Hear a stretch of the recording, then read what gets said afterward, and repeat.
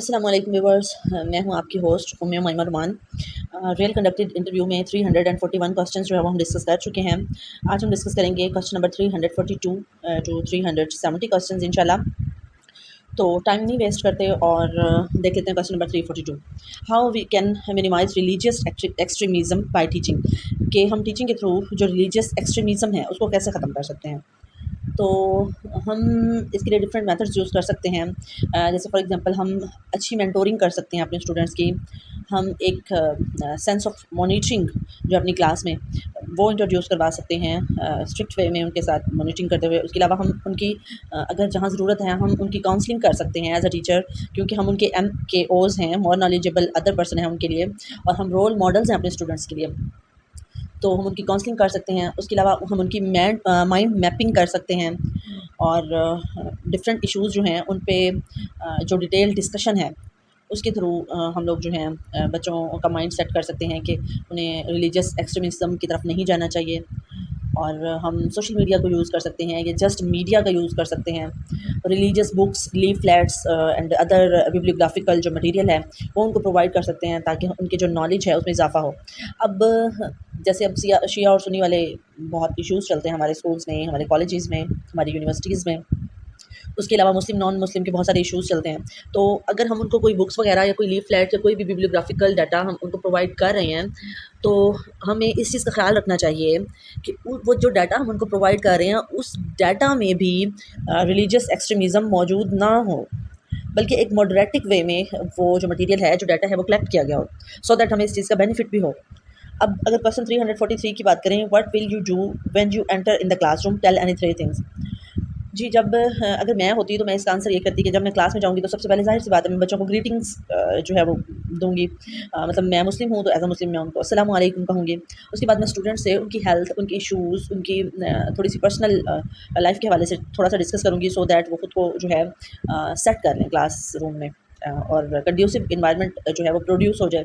उसके बाद मैं स्टूडेंट्स को टाइम दूँगी कि वो अपने आप को प्रिपेयर करें, अपने आप को सेट कर लें। देन मैं उनकी प्रीवियस नॉलेज चेक करूँगी। फिर उसके बाद मैं टॉपिक जो है वो प्रीवियस नॉलेज चेक करते हुए क्वेश्चनिंग के थ्रू मैं उनको टॉपिक जो है वो इंट्रोड्यूस करवाऊँगी। फिर रीइंफोर्समेंट यूज़ करूँगी। उसके अलावा मैं फिर जो है ये 4-5 काम करने के बाद मैं फिर अपने लेसन पे प्रोसीड करूँगी। क्वेश्चन नंबर 344 है, व्हाट इज़ किंडरगार्टन। आप सब लोगों को पता है कि kindergarten is an educational system for students at the age of 5 year, और हम ये भी कह सकते हैं कि this system was presented by Froebel. Kinder mean child and garden mean garden. So kindergarten mean garden of the child या children garden, so it means garden of children, हम ये भी कह सकते हैं। उसके अलावा डिफरेंट बुक्स में मुझे डिफरेंट डाटा मिला है कि किंडरगार्टन जो है वो कुछ बुक्स में मुझे 1837 मिला है और कुछ में 1840 मिला है कि किंडरगार्टन जो है जो वो इस्टेब्लिश हुआ। अब जो फ्रोबल था वो असल में इन्फ्लुएंस था रोसो से, और उसने 3 टाइप्स यूज़ की थी अपनी क्लासरूम में, gifts, songs and occupations. Gifts जो थे वो फिक्स शेप्स होती थी, जिनको लर्न करने के लिए जो है स्टूडेंट को एज अ गिफ्ट वो शेप्स प्रोवाइड की जाती थी, और स्टूडेंट उन गिफ्ट्स के साथ खेल में जो है वो उनके बारे में एक्वेंटेंस हासिल कर लेते थे। जैसे फॉर एग्जांपल ट्रायंगल, स्क्वायर और रेक्टेंगल्स या ईटीसी डायमंड्स वगैरह। और सॉन्ग्स जो है वो छोटी-छोटी पोएम्स बच्चों को अब हमारे इसी रूम्स में भी ये चीज़ जो है देखने में आती है। सॉन्ग्स के थ्रू जो है बच्चों को इन्फॉर्मेशन प्रोवाइड की जाती थी। उसके अलावा साउंड्स सिखाए जाते थे सॉन्ग्स के थ्रू, और लर्निंग उनकी बेटर की जाती थी।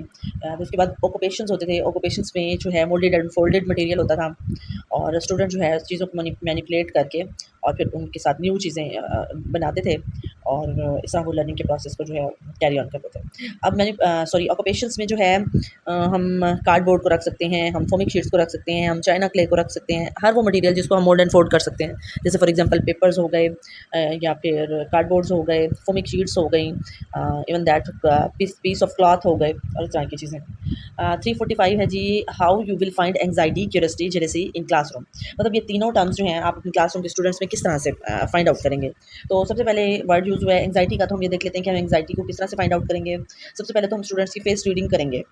तो जो फेशियल एक्सप्रेशंस हैं वो हमें ठीक से बताएँगे कि स्टूडेंट जो है वो एंग्जायटी का शिकार है। उसके अलावा हम न्यू टास्क्स जो हैं बच्चे को वो असाइन करके जज कर सकते हैं उसकी एंग्जायटी को, कि अगर वो विलिंग है उन टास्क को परफॉर्म करने में तो इट मीन्स वो बिल्कुल फिट एंड पार्ट है, और अगर वो विलिंग नहीं है या मतलब वो इंटरेस्ट शो नहीं कर सकता तो डेफिनेटली वो एंग्जायटी की कंडीशन में है। उसके अलावा हम कोलैबोरेशन कर सकते हैं और स्टूडेंट्स को जो है एतमाद में लेके उनसे डिस्कस कर सकते हैं। और बहुत सारी टेक्निक हो सकता है आपके पास मुझसे भी ज़्यादा अच्छी टेक्निक्स हों। तो उसके बाद हम ये देखते हैं कि हम क्यूरियोसिटी को किस तरह से फाइंड आउट कर सकते हैं। क्यूरियोसिटी जो है वो भी बॉडी लैंग्वेज से ज़्यादा अच्छे से हमें समझ में आ सकती है। उसके अलावा न्यू टॉपिक्स को हम जो है अनाउंस करके डिफरेंट वेज़ में उन्हें क्यूरियोसिटी को डेवलप कर सकते हैं। डिमॉन्स्ट्रेशन मेथड हम यूज़ कर सकते हैं और हाफ नॉलेज की टेक्निक हम यूज़ कर सकते हैं कि हम हाफ इन्फॉर्मेशन दें और उसके बाद जो है हम थोड़ा सा एक गैप दे दें या टाइम दे दें स्टूडेंट्स को और फिर स्टूडेंट्स जो है उसके बारे में ज़्यादा नॉलेज गेन करने के लिए क्यूरिस्टिक फीलिंग आएंगी उनके अंदर और वो फिर हमसे मज़ीद क्वेश्चनिंग करेंगे। उसके अलावा हम डिफरेंट क्वेश्चनिंग करके स्टूडेंट्स में क्यूरियोसिटी को डेवलप कर सकते हैं। और उसके बाद जेलसी है तो जेलसी को हम no doubt non verbal communication के थ्रू, बॉडी लैंग्वेज के थ्रू, फेशियल एक्सप्रेशंस के थ्रू, मतलब ये सारी चीज़ें नॉन वर्बल कम्युनिकेशन में ही आ जाती हैं। उसके अलावा जेलसी जो है वो वर्बल कम्युनिकेशन से भी हमें जो है फाइंड आउट हम लोग कर सकते हैं।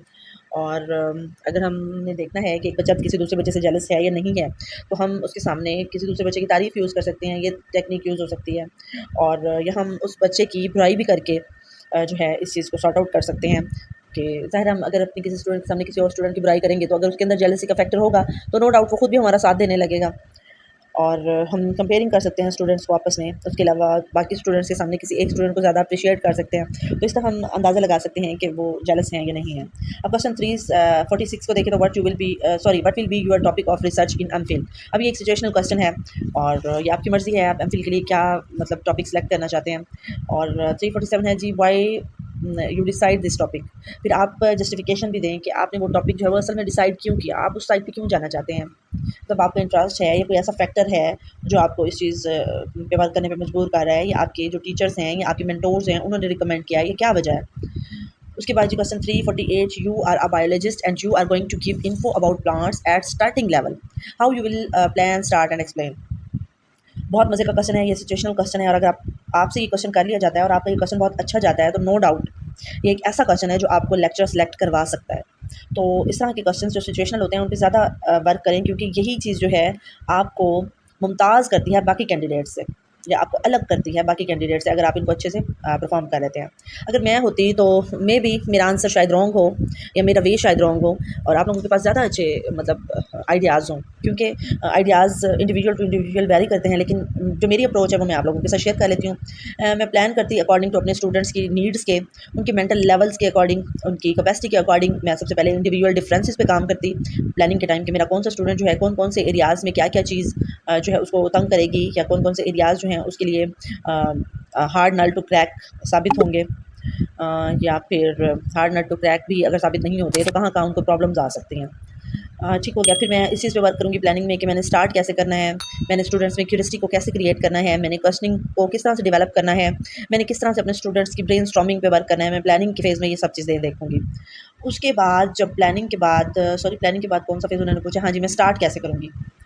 तो मैं अगर होती तो मैं स्टार्ट इस तरह से करती कि मैं स्लोली एंड ग्रेजुअली जो है स्टूडेंट्स को उससे क्वेश्चनिंग करती, या डायरेक्ट मैं डिमॉन्स्ट्रेशन का मेथड यूज़ कर लेती और मैं प्लांट्स बच्चों को शो करके कुछ क्वेश्चंस कर लेती। मतलब उस वक्त जो मेरी सिचुएशन के हिसाब से जो मेरी रिकमेंडेशंस होती मैं उन पर वर्क करती। या फिर ऐसा भी हो सकता है कि मैं प्रीवियस नॉलेज उनका चेक करते हुए और प्रोसीड करते हुए साथ साथ उनको एक्सप्लेन करते हुए डिफ़ाइन करते हुए भी मैं जो है स्टार्ट ले सकती हूँ। उसके अलावा डिफरेंट अदर वेज़ भी हो सकते हैं। फिर जब मैं उसको एक्सप्लेन करती तो मैं इस तरह से एक्सप्लेन करती कि मैं उनकी प्रीवियस नॉलेज के साथ न्यू टॉपिक को रिलेट करती। फॉर एग्जांपल मैं उनसे क्वेश्चनिंग करती कि बच्चों परसों हमने पढ़ा था टाइप्स ऑफ थिंग्स या टाइप्स ऑफ ऑर्गेनिजम्स, मतलब living things and non living things का मैं उनको हवाला देती। फिर उसके बाद मैं उनको लिविंग थिंग्स की फर्दर टाइप्स का हवाला देती कि कल हमने पढ़ा था कि लिविंग थिंग्स की दो टाइप्स होती हैं, एनिमल्स होते हैं एंड प्लांट्स होते हैं।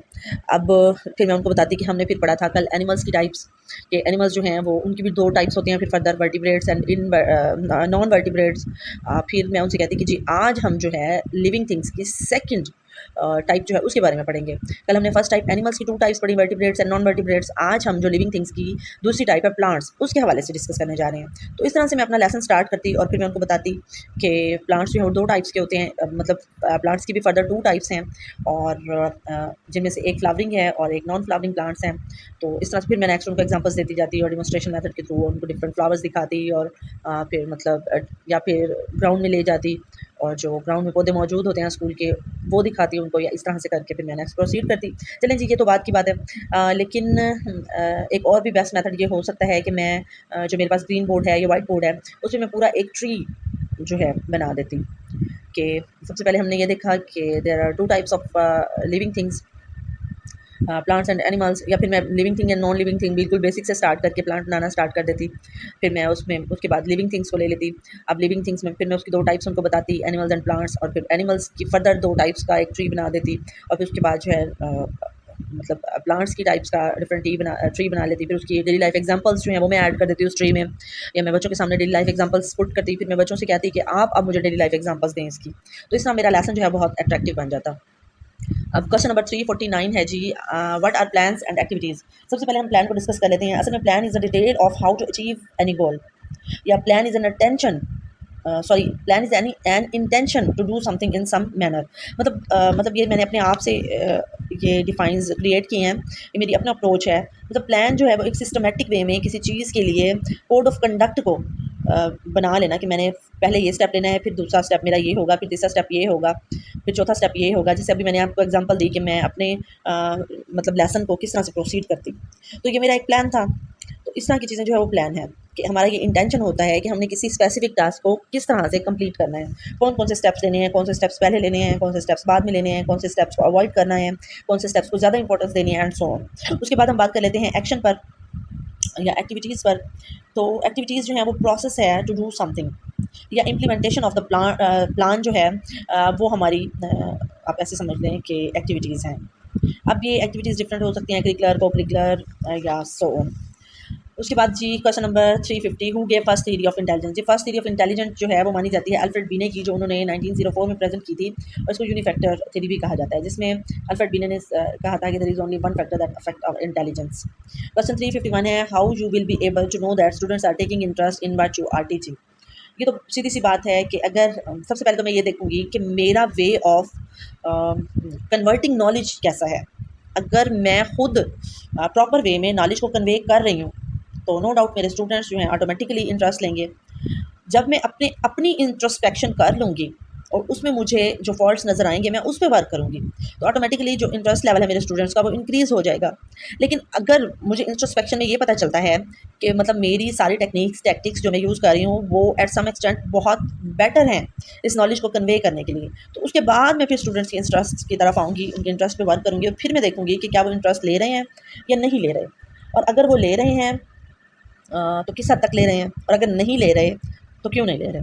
अब मुझे कैसे पता चलेगा कि वो इंटरेस्ट क्यों नहीं ले रहे, तो स्टूडेंट्स क्यों नहीं इंटरेस्ट ले रहे, उसमें जब मैं अपनी इंट्रोस्पेक्शन करूँगी तो उसमें मैं ये देखूँगी कि मेरी क्लियर लैंग्वेज क्या है या नहीं है, मेरी लैंग्वेज ईजी टू अंडरस्टैंड है या नहीं है, मेरा एक्सप्लेन का जो टास्क है वो पर्पसफुली वर्क कर रहा है या नहीं, मेरी जो टोन है वॉइस की वो अप्रोप्रिएट है या नहीं है, मतलब मेरी आवाज़ सब स्टूडेंट्स तक पहुंच रही है या नहीं पहुंच रही है। उसके अलावा मेरे अल्फाज के जो उतार चढ़ाव हैं, अल्फाज का चुनाव है, मेरी वॉइस की जो उतार चढ़ाव है वो ठीक है या नहीं है।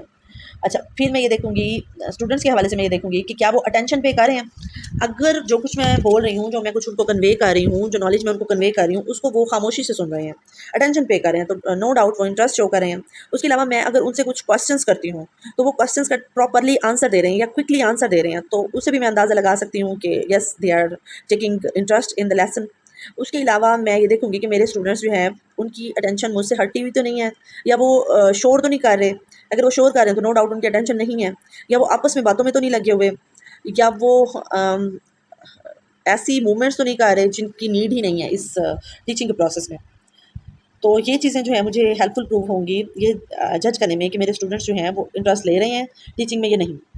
और इसके अलावा मैं स्टूडेंट्स के इंटरेस्ट को देखने के लिए टाइम टू टाइम उनसे अनएक्सपेक्टेड क्वेश्चंस करके देखूंगी। जब अनएक्सपेक्टेड क्वेश्चंस होंगे तो स्टूडेंट्स जो है जाहिर जाहिर सी बात है उसके लिए प्रिपेयर नहीं होंगे, तो जो स्टूडेंट इंटरेस्ट ले रहे होंगे तो उनके चेहरों पे मुझे हैरानी नज़र आएगी कि मैम ने जो टॉपिक हमें असाइन किया उसमें से तो क्वेश्चन ही नहीं कर रही। तो ये चीज़ भी मुझे हेल्पफुल प्रूव होगी उनकी इंटरेस्ट के लेवल को जज करने के लिए। अब अगर क्वेश्चन 353 की बात करें तो हम देखते हैं कि if students are not understanding what will you do, कि बच्चे अटेंशन तो पे कर रहे हैं लेकिन आपकी बात को समझ नहीं रहे, तो फिर आप क्या करेंगी। जब मेरे बच्चे इंटरेस्ट ले रहे हैं लेकिन वो मेरी बात को समझ नहीं रहे, तो सबसे पहले मैं ये देखूंगी कि मैं खुद ठीक से कन्वे कर रही हूँ, मेरी लैंग्वेज ईजी है या नहीं है। उसके बाद मैं स्टूडेंट्स की तरफ जो है वो मूव ऑन करूँगी कि उनको क्या प्रॉब्लम है। फिर मैं उनके इंडिविजुअल डिफरेंसेस पे बात करूँगी। उसके बाद अगर उनकी इंडिविजुअल डिफरेंसेस के हवाले से भी मैं इशू को सॉल्व नहीं कर सकती, मेरा फर्स्ट स्टेप था अपनी इंट्रोस्पेक्शन, उससे इशू सॉल्व नहीं हुआ, फिर मैं देखूंगी जी बच्चे जो हैं उनके लेवल पे जाके मैं पढ़ाने की कोशिश करूँ। अगर वहाँ से भी मेरा इशू सॉल्व नहीं हो रहा तो मैं ये देखूँगी कि जो इशू है वो मेरी टैक्टिक्स में तो नहीं है, मैं अपनी टैक्टिक्स को चेंज करूँगी। अगर टैक्टिक्स में भी कोई इशू मुझे नहीं मिलता तो उसके बाद मैं टेक्निक्स चेंज करूँगी। जब टेक्निक्स में भी मुझे कोई इशू नहीं मिलता तो फिर मैं देखूँगी कि मेरा जो टीचिंग मेथड है, क्या वो मेरे इस लेसन के लिए सूटेबल है। अगर वो वर्क नहीं कर रहा तो नो डाउट मैं अपना टीचिंग मेथड चेंज करूँगी एट द एंड। और इसके अगर मैं आपको एग्जांपल दूँ तो अभी मैंने आपको प्लांट्स वाली जो प्रेजेंटेशन के हवाले से डिस्कशन की थी, उसमें अगर मैं पहले बोर्ड पे उनको ट्री बना के समझाती हूँ और उनको समझ में नहीं आता तो दैट मीन्स मेरा टीचिंग मेथड बेस्ट नहीं है। ठीक हो गया। फिर मैं उसके बाद डेमोन्स्ट्रेशन मेथड की तरफ मूव ऑन करूँगी, बच्चों को फिजिकली इन्वॉल्व करूँगी, एक्टिविटी मेथड की तरफ मूव ऑन करूँगी, या मैं उनको प्रोजेक्ट असाइन करूँगी सो दैट उनका जो लेवल ऑफ इंटरेस्ट है या उनका लेवल ऑफ अंडरस्टैंडिंग है उसको मैं बूस्ट अप कर सकूँ। अब क्वेश्चन 354 को देखें तो what is mean by self assessment. Self assessment मैं बार बार जानबूझ के इसीलिए इंट्रोस्पेक्शन का वर्ड यूज़ कर रही थी ताकि इस क्वेश्चन को समझने में आपको आसानी हो। अब आपको पता है कि सेल्फ असेसमेंट होता है अपनी ही असेसमेंट करना, और ये साइकोलॉजी की एक अप्रोच है जिसमें इंट्रोस्पेक्शन, जिसके लिए स्पेसिफिक वर्ड इंट्रोस्पेक्शन यूज़ होता है। और आप लोगों ने साइकोलॉजी में स्ट्रक्चरलिज्म में आप लोगों ने ये अप्रोच पढ़ी होगी, और फंक्शनलिज्म में भी आपने इस अप्रोच को देखा होगा। बेसिकली ये जो इंट्रोस्पेक्शन है ये फंक्शनलिज्म की अप्रोच है जिसमें जो इंडिविजुअल होता है वो खुद अपनी असेसमेंट करता है। ठीक हो गया। अब 357 who is your favourite personality. अब इस पर हमने बहुत बार डिस्कशन किया और बहुत ज़्यादा डिस्कशन किया है कि जो हमारी जो हमारी फेवरेट पर्सनैलिटी है, नो डाउट फेमस पर्सनैलिटीज़ जो हैं वो सबकी फेवरेट होती हैं, लेकिन आप अपनी फेवरेट पर्सनैलिटी वो बताएं जिसके बारे में डिस्कशन करने से आपका इंटरव्यू ख़राब ना हो। ठीक हो गया। 358 whom do you like the most, Imran Khan, Nawaz Sharif और बिलावल भुट्टो। अब यहाँ पे खुदारा उनका मकसद जो है ये देखना नहीं है कि आप उन्हीं की पार्टी के हैं या नहीं है, उनका मकसद जैसे ये जज करना है कि पॉलिटिकल चेंज का आपके ऊपर क्या असर है, कहीं आप पॉलिटिकल व्यू में एक्सट्रीमिस्ट तो नहीं है, क्योंकि अगर आप एक एक्सट्रीमिस्ट हैं तो फिर आपके स्टूडेंट्स भी नो डाउट इनडायरेक्ट वे में आपको फॉलो करते हुए एक्सट्रीमिस्ट बन जाएंगे, जो कि हमारा मोटो नहीं है एजुकेशन के सेक्टर में।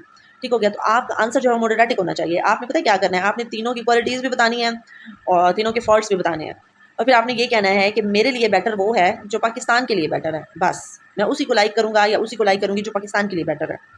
और आप ये भी कह सकते हैं कि मतलब जो हमारे मुअज़्ज़िज़ इदारे हैं मेरे लिए वो काबिल कदर हैं, क्योंकि सियासतदान आते रहते हैं जाते रहते हैं, लेकिन जो हमारे इदारे हैं वो हमारा असल सरमाया है। जैसे हमारी ISPR हो गई, जैसे हमारी इंटेलिजेंस फोर्स हो गई, जैसे हमारी ISI हो गई, या फिर हमारी फ़ौज हो गई, नेवी हो गई, आर्मी हो गई, हमारी एयर फोर्स हो गई, उसके अलावा हमारा supreme court, the honourable supreme court हो गया, एंड सो ऑन। 359 है what is meaning of your name. तो ये एक सिचुएशनल क्वेश्चन है, आप अपने नेम की मीनिंग बता देंगे। 360 है जी what is the purpose of SDG goals, sustainable development goals. अब जो सस्टेनेबल डेवलपमेंट गोल्स हैं उनका असल पर्पज़ जो है बेस्ट इंडिविजुअल प्रोड्यूस करना है और माशरे या सोसाइटी को बेटर करना है, डेमोक्रेसी को जो है आप लोगों ने फ़रोग़ देना है, बेटर लाइफस्टाइल प्रोवाइड करना है सारे इंडिविजुअल्स को, और बेटर इंडिविजुअल प्रोड्यूस करने हैं फॉर बेटर फ्यूचर। मेरे ख्याल में मैं क्वेश्चंस भूल गई हूँ। सेल्फ असेसमेंट के बाद क्वेश्चन था 355 how you will assess students during class, कि क्लास में आप अपने स्टूडेंट्स को किस तरह से असेस करेंगे। सबसे बेस्ट वे है क्वेश्चनिंग का, बस क्वेश्चनिंग के थ्रू असेस करूँगी मैं। उसके अलावा कोई न्यू टास्क उनको असाइन करके या क्रिएटिव टास्क असाइन करके इस तरह से भी मैं असेस कर सकती हूँ अपने स्टूडेंट्स को। अच्छा, अब क्वेश्चन 356 है why we made classroom assessment. Classroom assessment हम क्यों बनाते हैं? हम क्लासरूम असेसमेंट इसलिए करते हैं कि वैसे हम क्लासरूम लेवल की जो असेसमेंट है उसको फॉर्मल असेसमेंट कहते हैं, और जाहिर सी बात है जिस मकसद के लिए हम फॉर्मल असेसमेंट कंडक्ट करते हैं वही हमारी क्लासरूम असेसमेंट है। तो असल में हम फॉर्मल असेसमेंट या क्लासरूम असेसमेंट इसलिए कंडक्ट करते हैं ताकि हम जज कर सकें कि हमारे स्टूडेंट्स जो हैं वो ठीक से लर्न कर भी रहे हैं कि नहीं, जो हम पढ़ा रहे हैं क्या हम हमारा जो आउटपुट है हमारे ऑब्जेक्टिव के अकॉर्डिंग है या नहीं है, और जो लर्निंग स्टूडेंट्स कर रहे हैं तो वो किस लेवल की लर्निंग कर रहे हैं, क्या वो लर्निंग जो है अप टू द मार्क है या हमें फर्दर जो है अपने ऑब्जेक्टिव्स पे काम करने की ज़रूरत है। ठीक हो गया। बाकी क्वेश्चन हमने डिस्कस कर लिए। अब हम देख लेते हैं जी क्वेश्चन 361। हमारा क्वेश्चन है जी what is psychoanalysis. Psychoanalysis आपको पता है स्कूल ऑफ थॉट है साइकोलॉजी का, जिसे सिगमंड फ्राइड ने जो है प्रेजेंट किया, और ये अनकॉन्शियस माइंड के साथ वर्क करता है, इन्वायरमेंट के फैक्टर पे वर्क करता है ये। उसके अलावा इसको साइको सेक्चुअल थ्योरी भी कहा जाता है, और साइको एनालिसिस जो है ये मेंटल डिसऑर्डर के साथ भी ट्रीट करता है। उसके अलावा ये ईड ईगो सुपर ईगो पे भी वर्क करता है। आइसबर्ग का कंसेप्ट दिया सिगमंड फ्राइड ने, उसके साथ डील करता है ये मेथड। उसके अलावा जो है ये डिसेबिलिटीज़ के हवाले से भी वर्क करता है और रोल ऑफ सेक्स की बात करता है ये school of thought and so on. मतलब जितनी इन्फॉर्मेशन आपके पास है आप वो बता सकते हैं इसमें। Question 362, what is directional hypothesis. अब हाइपोथेसिस की एक टाइप है ये। तो हाइपोथेसिस क्या होते हैं? प्रोविजनल गेसेस होते हैं। तो डायरेक्शनल जो है रिसर्चर का ऐसा प्रोविजनल गेस है जो हमें बताता है डायरेक्शन ऑफ वेरिएबल्स, कि जो वेरिएबल्स हैं उनका आपस में जो को रिलेशन है वो पॉजिटिव है या नेगेटिव है। यही चीज़ जी डायरेक्शनल हाइपोथेसिस है। अगर पॉजिटिव है तो किस लेवल तक का है, और अगर नेगेटिव है तो फिर भी किस लेवल तक का है। ठीक हो गया। अब question 365, is PPSC standardize test. जी ये एक बड़ा सिचुएशनल क्वेश्चन है। कुछ लोग कहते हैं ये नहीं नॉर्म रेफरेंस टेस्ट है, कुछ कहते हैं जी ये क्राइटेरियन रेफरेंस टेस्ट है, कुछ कहते हैं स्टैंडर्डाइज टेस्ट है। जो मेरा पॉइंट ऑफ व्यू है ना वो मैं आप लोगों के साथ शेयर कर लेती हूँ। अकॉर्डिंग टू माई ओपिनियन जो पीपीएससी है ना ये स्टैंडर्डाइज टेस्ट भी है, ये नॉर्म रेफरेंस टेस्ट भी है और ये क्राइटेरियन रेफरेंस टेस्ट भी है। अब मैं आपको ना जस्टिफिकेट करके दिखाती हूँ कि किस तरह से ये स्टैंडर्डाइज टेस्ट इस वे में है, क्योंकि नो डाउट इतना बड़ा लेवल है इसका, तो इसको एक्सपर्ट ही जो है बनाते हैं, तो इस हवाले से ये स्टैंडर्डाइज टेस्ट है। और अगर देखें कि ये नॉर्म रेफरेंस टेस्ट क्यों है, तो आपको पता है नॉर्म रेफरेंस टेस्ट क्या होता है। नॉर्म रेफरेंस टेस्ट में कंपैरिजन होता है इंडिविजुअल का ग्रुप के साथ या इंडिविजुअल का इंडिविजुअल्स के साथ या ग्रुप का ग्रुप्स के साथ। तो अब पीपीएससी जो है उसमें जाहिर सी बात है डिफरेंट ग्रुप्स ऑफ पीपल के साथ एक इंडिविजुअल का कंपैरिजन है। तो ये नॉर्म रेफरेंस टेस्ट है इस सेंस में। और अगर हम बात करें कि ये क्राइटेरियन रेफरेंस टेस्ट किस तरह से है, तो क्राइटेरियन रेफरेंस टेस्ट आपको पता है कि एक स्पेसिफिक क्राइटेरिया जो है वो सेट कर दिया जाता है। अब इन्होंने एक स्पेसिफिक क्राइटेरिया सेट किया हुआ है कि आप पेपर में उस वक्त तक कामयाब नहीं होते जब तक आपके पास 40% मार्क्स नहीं है। तो ये क्राइटेरिया हो गया ना, उसका पेपर पास है जो 40% मार्क्स गेन कर लेता है। उसके अलावा फिर इंटरव्यू के लिए भी इनका हर साल एक न्यू क्राइटेरिया होता है। तो इस हवाले से देखा जाए तो पीपीएससी जो है वो क्राइटेरियन रेफरेंस टेस्ट है। जो मेरा पॉइंट ऑफ व्यू था मैंने आप लोगों के साथ डिस्कस कर लिया, जो आपका पॉइंट ऑफ व्यू है आप भी ज़रूर डिस्कस कीजिएगा। उसके बाद है जी question 364, what is standardize test, sorry 363। 363 question है जी, what is time table and its types. Time table जो है उसको स्पार्क प्लग ऑफ स्कूल भी कहा जाता है, इसको मिरर ऑफ स्कूल भी कहा जाता है। और टाइम टेबल के अगर टाइप्स की बात करें तो master time table, class wise time table, teacher wise time table, उसके बाद गेम्स का टाइम टेबल, उसके अलावा जो है को करिकुलर एक्टिविटीज़ का टाइम टेबल, होमवर्क का टाइम टेबल और स्पेसिफिक टाइम टेबल। और इसके अलावा एक और टाइम टेबल होता है जिसमें टीचर एब्सेंट टाइम टेबल भी उसको कहा जाता है, और एक और स्पेसिफिक नाम भी होता है वो जो अब मेरे माइंड में नहीं आ रहा। मुझे याद आया तो मैं ज़रूर कमेंट सेक्शन में ऐड करूँगी कि अगर कोई टीचर एब्सेंट है तो फिर कौन सा टीचर है उसकी जगह कौन सा लेसन अटेंड करना है। ठीक हो गया, ये है हो गई जी टाइम टेबल की टाइप्स। उसके बाद क्वेश्चन है जी व्हाट इज स्टैंडर्डाइज टेस्ट। अब स्टैंडर्डाइज टेस्ट क्या होता है? स्टैंडर्डाइज टेस्ट जो है वो एक स्पेसिफिक टाइप है टेस्ट की जिसको एक्सपर्ट कंस्ट्रक्ट करते हैं, बस इतनी सी इसकी डेफिनेशन है। उसके बाद क्वेश्चन है 365, व्हाट इज पीपीएससी, ये हमने डिस्कस कर लिया। 366 जी स्टफल बीम मॉडल। स्टफल बीम मॉडल आपको पता है कि करिकुलम का मॉडल है और इसको सीआईपीपी मॉडल भी कहा जाता है, और इसको जो है स्टफल बीम ने ही प्रेजेंट किया था। और इसके जो लेवल्स हैं CIPP 4 लेवल्स उनकी हम बात कर लेते हैं। C stands for context, I stands for input, P stands for process and P also stands for product. ठीक हो गया। क्वेश्चन 367 है, what is your father doing nowadays. ये एक सिचुएशनल क्वेश्चन है, आपके फादर जो करते हैं आप बता देंगे। 368 है जी, what are effects of corporal punishment. अब कॉर्पोरल पनिशमेंट क्या होती है? कॉर्पोरल पनिशमेंट जो होती है वो पनिशमेंट की ऐसी टाइप होती है जो एक स्टूडेंट को एक्सट्रीमिज़म की तरफ उभारती है, मतलब रिबिलियन की तरफ उभारती है, वो आपके खिलाफ बगावत कर दे या एक्सट्रीमिज़म की तरफ चला जाए। ठीक हो गया। अब अगर इसके इफेक्ट्स की बात करें ना हम, तो हम कह सकते हैं कि एग्रेशन आती है स्टूडेंट्स में। उसके बाद स्टूडेंट्स जो है वो डिसरप्टिव बन जाता है, उसका बिहेवियर डिसरप्टिव हो जाता है। वो क्रिमिनल एक्ट की तरफ भी मूव ऑन कर सकता है, वो आपके साथ मिसबिहेवियर कर सकता है, न्यूरोलॉजिकल प्रॉब्लम्स हो सकती हैं उसको, इसके अलावा भी बहुत सारी चीज़ें हो सकती हैं। 369 क्वेश्चन की अगर बात करें तो what are steps of Kohlberg moral development theory. जी ये एक डिटेल्ड क्वेश्चन है। आप देख लें कि 3 लेवल्स हैं और 6 स्टेजेस हैं, प्री कन्वेंशनल, कन्वेंशनल और पोस्ट कन्वेंशनल, 3 लेवल्स हो गए। और अगर स्टेजेस की बात करें तो first stage obedience and punishment की, ओरिएंटेशन का वर्ड आप सबके साथ यूज़ करते जाएंगे, obedience and punishment orientation. Second हो जाएगा जी सेल्फ इंटरेस्ट ओरिएंटेशन, थर्ड हो जाएगा इंटरपर्सनल ओरिएंटेशन, फिर लॉ एंड ऑर्डर ओरिएंटेशन, फिर सोशल कॉन्ट्रैक्ट ओरिएंटेशन, फिर यूनिवर्सल प्रिंसिपल ओरिएंटेशन। अब पनिशमेंट वाले पॉइंट को अगर देखें तो बच्चा जो है या तो ओबीडियंस की वजह से जो है बात को मान लेता है या फिर पनिशमेंट के डर से। किसी स्पेसिफिक एक्ट से रुक जाता है। और अगर सेल्फ इंटरेस्ट की बात करें तो बच्चा उसमें ये देखता है कि मेरा अपना इंटरेस्ट क्या है, ये मेरा अपना फ़ायदा किस चीज़ में है।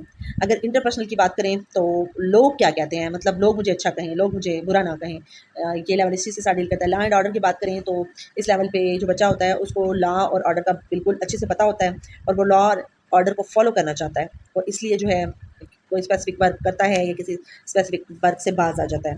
फिर सोशल कॉन्ट्रैक्ट के हिसाब से देखें तो हम ये देखते हैं कि माशरे के लिए क्या ज़रूरत है, या माशरा जो है इसके बारे में क्या कहता है, क्या मतलब माशरे के जो लोग हैं या माशरे के लिए क्या बेहतर है, तो वो स्टेप लेता है। और सबसे लास्ट वाला जो लेवल है उसमें वो यूनिवर्सल प्रिंसिपल पे काम करता है, मतलब जनरलाइजेशन पे काम करता है। ठीक हो गया कि अगर जनरल पर्पस के लिए कोई वर्क बेटर है तो फिर वो कानून को भी तोड़ देता है। अब इसमें जो प्री कन्वेंशनल लेवल है उसमें कानून का कुछ पता नहीं होता, लॉ एंड ऑर्डर की कुछ समझ नहीं होती बच्चे को। कन्वेंशनल लेवल पे उसको लॉ एंड ऑर्डर की समझ होती है और वो उसको फॉलो भी करता है, या माशरे में अच्छा कहलाने के लिए, या फिर जो है वो खुद से लॉ एंड ऑर्डर को इम्पोर्टेंस देता है इसलिए। और जो लास्ट है पोस्ट कन्वेंशनल लेवल, उसमें ये है कि जो सोसाइटी के लिए ज़्यादा बेटर है उस पे काम किया जाता है। और जब जो सबसे हाईएस्ट लेवल है उसमें ये होता है कि अगर एक इंडिविजुअल या एक यूनिवर्सल चीज़ को बचाना है, किसी ज़िंदगी का मसला है, तो लॉ एंड ऑर्डर को तोड़ा भी जा सकता है। तो जो पोस्ट कन्वेंशनल लेवल है उसमें लॉ एंड ऑर्डर के ब्रेकेज की बात की जाती है। अगर क्वेश्चन 370 को देखें, what are phases of SNC.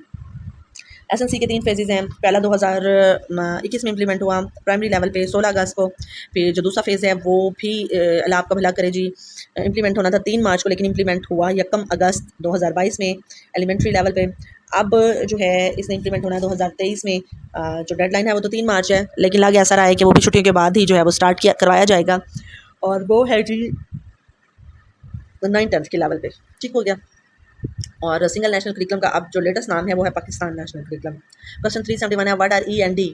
E and D जो है एवल्यूएशन एंड डेवलपमेंट। एवल्यूएशन आपको पता है कि ओवरऑल या final judgement of a child है कि बच्चे के बिहेवियर में जो चेंज आया है वो किस हद तक आया है, पॉजिटिव है या नेगेटिव है, और किस लेवल का आया है। ठीक हो गया। और डेवलपमेंट जो है वो बेसिकली ग्रेजुअल या स्लो चेंज है बिहेवियर में over the period of time, कि वक्त के साथ साथ जो बच्चे के बिहेवियर में चेंज आता है, असल में वही डेवलपमेंट है।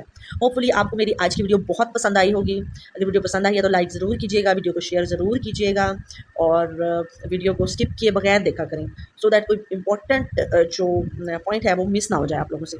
और अगर आपकी सजेशंस जो हैं आप देना चाहते हैं तो वो भी वेलकम, उनको भी वेलकम। आप ज़रूर मुझे कमेंट बॉक्स में सजेस्ट किया करें, मैं ज़रूर उन पे वर्क करूँगी इंशाल्लाह। और अगर आपकी कोई प्रॉब्लम्स हैं, कोई वीकेस्ट एरिया है, तो आप वो भी मुझसे कमेंट सेक्शन में ज़रूर डिस्कस करें। इंशाल्लाह मैं आपके उस एरिया के साथ भी ज़रूर कोऑप करने की कोशिश करूँगी। और वीडियो को ज़रूर लाइक कीजिएगा। मेरे चैनल पे अगर न्यू हैं तो चैनल को ज़रूर सब्सक्राइब कीजिएगा। मिलते हैं फिर नेक्स्ट 30 क्वेश्चंस के साथ। टिल देन, अल्लाह हाफ़िज़।